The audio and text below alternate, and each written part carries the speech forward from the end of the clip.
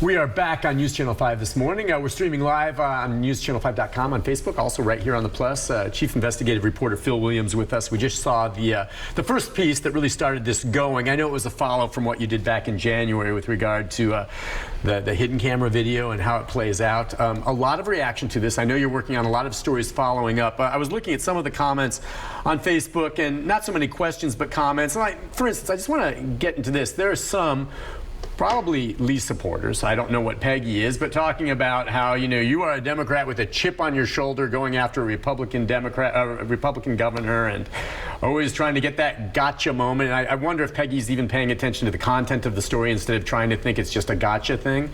How do you respond to not just her, but others who say the same thing? Well, Phil, you're just always going after, you know, a Republican governor here. Well, first of all, I don't know how you can look at that and say that's not a story. Right, exactly. Come on. What, you know, that just means you're blind. And it doesn't matter whether it's a Democrat or Republican. If that had been happening in Democratic circles, I mean, probably the outrage would be even greater. Sure. But you know, my job is to investigate the people in power. And in Tennessee right now, it's the Republicans. Many years ago, you know, I sent lots of Democrats to prison, for example. And so for me, it's not about, you know, partisan politics. It's about who's got the power and what are they doing with that power. Yeah. You know, and she pointed out, or she noted that I had investigated a Democrat, former Mayor Megan Barry. And it wasn't, as that Facebook comment implies, an accidental discovery.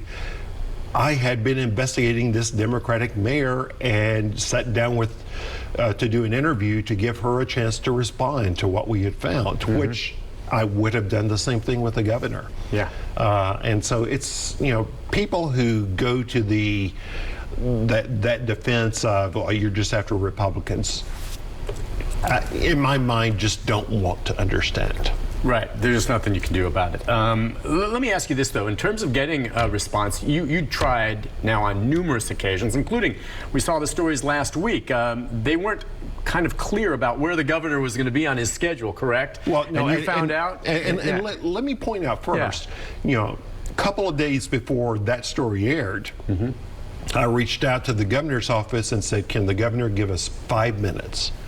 You know, I really want to give him a chance to respond to this. And they knew what you had at that point? They knew exactly what I had. Okay. I gave them quotes that were going to be in the story.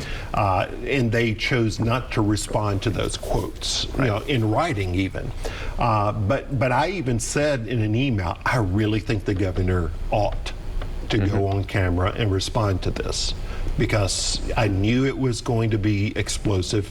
Didn't really know how explosive it would be, but I felt like it was in his interest to respond. And when a governor chooses not to respond, there's nothing I can do about it. I tried. But you kept trying. And now I went on vacation. The governor had a media availability while I was on vacation the week of July 4th. My colleague Ben Hall covered that, and the governor, you know, basically says, you know, I love teachers, I support teachers, but I'm not going to rebuke Dr. Arnn's comments, which meant that controversy was not going to go away, because there were teachers and educators all across the state who were just outraged. And in fact, when I came back, I had additional video showing that this wasn't just a one-time thing, that Dr. Arnn has done this on multiple occasions. And then the next day, but the governor kind of went underground for that week. Usually his office will put out a list of his public appearances. They put out an email that said he had no public appearances. Well, there was a teacher who was watching our stories, or actually two teachers, who reached out to me and said, well, if you want to find him, here's where he's going to be tomorrow. And so we'll look at that story in a bit, but you know, we went to try to get him to answer, to give direct answers to direct questions. And he chose not to respond directly. It really is interesting that he hasn't. The outrage over this, and I've heard a couple of people that you interviewed, or at least one, it's not so much over Dr. Larry Arnn and what he said, in the sense that we all know that guy's got an agenda. You know, he wants to put these schools here, and he's going to say what he's going to say and whatever.